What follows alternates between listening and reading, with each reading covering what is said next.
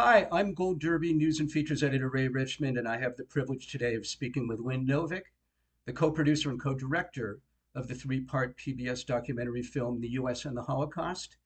Welcome, Lynn. Thank As you. a Jew, I thought I knew everything there was to know about the Holocaust, and I Mhm. found myself surprised at how much I learned from this. What did you learn in your research that surprised Yeah. you? I think speaking for all of us, we learned a tremendous amount working on this project. And like you, I'm Jewish, and I also thought I knew a fair amount about this topic. And it was revelatory to first of all realize how much I didn't know, especially about the American side of the story. I had a fairly decent understanding of what unfolded in Europe, although I think I needed some help with putting the timeline together there.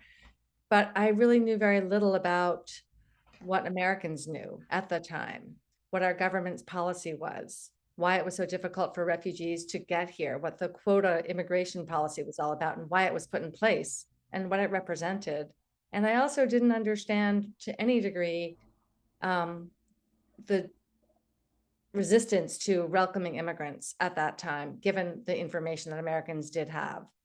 And I think the simplistic idea was, well, the State Department was anti-Semitic, or there were just these quota rules. But we tried to telescope out and sort of look at the whole country and understand, where was the American public at during this time? Yeah, I know this is going to sound strange, but I'm still shocked by the role that actual anti-Semitism played in all this, and Yeah. the degree to which the nations of the world kind of turned to this purposeful blind eye until it was too late. Yeah, it's very distressing, and it was somewhat shocking. We shouldn't be shocked, but I too was disheartened and shocked at the The only tip-off I'd ever had, Lynn, to our ambivalence, was our denial of entry to the more than, 900 Jewish refugees aboard the St. Louis. And degree. I was never sure if that was more of a political act or a personal one on the part of the Roosevelt administration, or if it was a congressional thing. It was Mhm. unclear until your film Yeah. exactly why that happened to begin with. And I had imagined that the people had to go back to Europe or to Germany or Poland somehow. I was relieved to find out that they didn't have to go back there. Yeah, that was a big surprise for us as well. For any of your viewers who don't know, the St. Louis was a famous story at that time because it was a situation where a ship full of refugees, they had purchased visas to go to Cuba, and then the Cuban government changed their mind and wouldn't let them in. And actually, many refugees went to Cuba because they couldn't get into the US, and it was sort of a way station that you would go to, hoping that maybe you'd get permission to come to the US eventually, because there were such long waiting lists.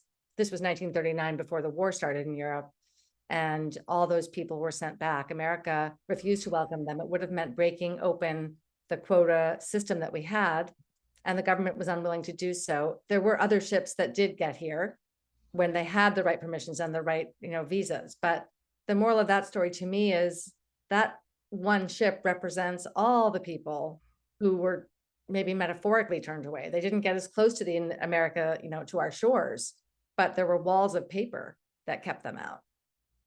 Yeah, I guess I'd always assumed that we were the golden door that helped save, a half a million or even a million Jews from extermination. Yet we Mm. were not. There weren't any good guys in this equation. Well, there were good guys, but they were individuals, But suffice it to say, we weren't this nation of Oscar Schindlers here. No, I mean, that's a painful story, but that's true. And Oscar And Schindler was unusual in his time and place as well. what you realize just how much courage it took for any individual to stand up and be counted in this equation. Just like Mip Gies, or is that how you pronounce her name? Gies, the one who had sheltered the Oh, Mipke, Franks. I think, yes. Gies, I yeah. think that's how you say it, yes. Yeah, there are many upstanding people who did go way outside the lines and do what they could to help people, to hide Jews, or to, help them escape. And there were lots of Americans and American organizations, nonprofits and aid organizations, Jewish organizations, that did what they could in the face of this incredible intransigence. And so we do have some heroes, and it's really gratifying and heartening to know that there were people who could see how serious the situation was and felt they wanted to do something. And one of our heroes that we came across in the course of making the film is a man named John Paley, who worked in the Treasury Department. And he's not Jewish. He's just a career functionary in this, government bureaucracy, so to speak. The Treasury Department's not really theoretically have anything to do with refugees. That would be the State Department. But when they saw how the State Department was trying to stop refugees from coming here and not willing to aid people who were stuck in Europe, they really went above and beyond and pushed the government to create something called the War Refugee Board, and then did all kinds of, breaking rules and bending rules to just save people. And that's what they did. It's quite inspiring. Because, despite the title of the film, I mean, you really talked about the rest of the world's rejection Mhm. as well. Because it wasn't just the US that failed the Jews of Europe, but everyone. I mean, it was this conspiracy of rejection. And, Mhm. you know, somehow I just always imagined, wow, this horrible evil that no one knew about, but it really wasn't that. No, to me, that was one of the most distressing parts of this going into it. I think similar to Ken and Sarah, and maybe to a lesser degree, Jeff Ward, I had the idea, which we pretty much put forth in our film on the Second World War without doing a lot of research on it, that for Americans, we found out about the Holocaust in April of 1945 when the concentration camps were liberated by British and American troops in Germany. And I then said to myself, and I think it was fairly easy to make sense of the idea, well, we didn't do much because we really didn't know. And so, that kind of let us off the hook a little bit, and that we were the good guys in this fight against tyranny. And we were, but it's pretty clear that the American public and the government for sure knew a lot more than that as it was happening. There was a bit of a delay. It wasn't instantaneous news like we have today. And there were no photographs, there were no images of the atrocities on the mass scale and the industrial scale that we are now so familiar with and so horrified by.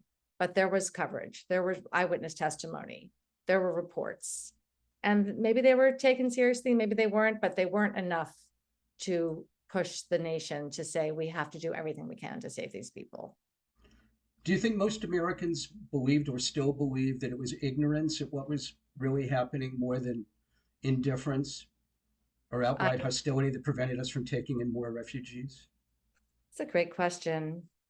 I'd say if they haven't seen our film, and a lot of people have and have come to understand the things we're talking about, but if you haven't seen our film and you haven't done a deep dive into this topic, if they've thought about it at all, I suspect that for many Americans, it's much more comfortable to think, well, we did what we could, and we did help save the world from Nazism and from tyranny. And in the process, we were the liberators. And I think that's what a lot of people believe. And I understand why. The film is really incredibly powerful and impeccably researched. I mean, that's always the case with these Florentine film projects that you do. Um, you were able to find so many Holocaust witnesses and survivors, even at this late date, which is a little shocking considering how long ago it was. Obviously, these people had to be incredibly young at the time, generally children. Um, Exactly. uh, but these people that you found remain incredibly sharp and fully cognizant of what happened. What was it like for you to hear those firsthand stories from the time they were children? I mean, it's a profound experience to be with, just physically in the same space, physical space with someone who lived through the things they lived through, and to be with them as you see their brain and their whole being go back to that time and put it into words for us, and feel the feelings they felt then, and try to put us there with them. It's an experience that we are fortunate to have on many projects. So it's not unique to this one, but because of the experiences that they had, family separation, losing loved ones, not knowing if they're going to be alive tomorrow, and even the beautiful story of coming to America for this brother and sister, and actually seeing the Statue of Liberty after this harrowing 2 years they'd spent apart from their parents as children. It's both devastating and inspiring, because you can't help but be moved by the human spirit and the resilience of who they are, what they've been through, and how they're willing to share that and have also embraced life. Here they are, they're still alive, they have children, grandchildren, careers, a legacy, and they're also carrying this memory. And they understand their responsibility because, as you said, there's not that many people left. So it's bittersweet, it's profound, and it's an incredible privilege. I just found myself increasingly angry and fearing for the future of humanity while watching this win. Did you feel the same way while doing your research? I mean, was this an emotional experience for you? You know, I think we're always looking for the connections between the stories we're telling about the past and what's happening around us. Every project is like that. That's always true. And the rhymes, the resonances are always interesting. This one was different. This was terrifying to see the things that I had taken for granted my entire life, essentially our democracy. I know it's deeply flawed. I know it's far from perfect. I know we have a lot of injustice and many systemic problems, but I still believe that we have something called the rule of law, that we would have the peaceful transfer of power, that we have freedom of the press, that we, have free and fair elections, all these things that I honestly took for granted until the last 3 or 4 years, and especially in 2020. And even to this day, the fact, and that propaganda exists, but it doesn't rule the day, and that the truth will prevail. These are the kind of things I just thought, well, that's part of who we are as a country, and that's at our core. And it's been really unsettling, is a polite word for how it's been to be working on this film while the world seemed to be really teetering on the precipice all around us. But that's the thing is there are so many things we had just assumed were were inalienable and that we're never going to change about the system. And yeah, it turns out we can't take anything for granted. I mean, you began making this film what in 2015. You had a little bit of a lead time, and that Yeah. was in an America that looked far different than the one we're currently living in. Yeah. You probably find yourself wishing this film didn't turn out to be quite as relevant today as it is. Exactly. I have said a few times, and I've heard Ken and Sarah say, this, we wish it weren't relevant. We wish it was just some convenient, some interesting story about the past that's good to know, but doesn't really speak to us today. And instead, it's really the opposite. It felt more urgent every day. And I didn't even realize this, some of the things that were happening at the time while we were making the film. We were making it during COVID, obviously. So we were all remote for a lot of the editing process. We luckily filmed our interviews, needless to say, before the pandemic really came down on us. But one of our producers, Vanessa Gonzalez Block, was telling me the other day that she was looking at footage. Her job was to collect footage of this time period. So she was looking at horrible footage of things the Nazis were doing in the 30s, rallies, Nuremberg, the book burnings. I can't remember exactly what, on one screen in her at home. And on her other screen, she was watching January 6th unfold in real time. And, Wow. what more can we say? There, it was surreal, and it was chilling, just chilling. You found some amazing footage and stills, and this is quite a research project, and it's I'm surprised at how much there was still out there from this period that was available, and that I'm sure you must have done a lot of cleanup of but it looks so sharp and beautiful today. Was this as a research project? Was it difficult to come up with things, or were there just things out there that were relatively easy to grab? Well, there's several parts of that. I guess I would say, first of all, I personally no longer do the research myself, although I love doing it. But at this point, we have an incredible team of producers, Lucas Frank and Vanessa Gonzalez Block, and their colleagues, Mike Welt, really oversaw all the stills and footage research for this project. And this one, they went so far above and beyond because they went to archives around the world in the pandemic to get access to reference, copies, and then to get the masters. And when we got the masters, it's just stunning how sharp and beautiful they are. And I find it really fascinating to think about what survives, what images we have, and maybe what pictures weren't taken, or why certain images were recorded and who took them. And we did a lot of I think we did more deep thinking about that for this project than any other, because we had to really contend with what scholars call the perpetrator lens.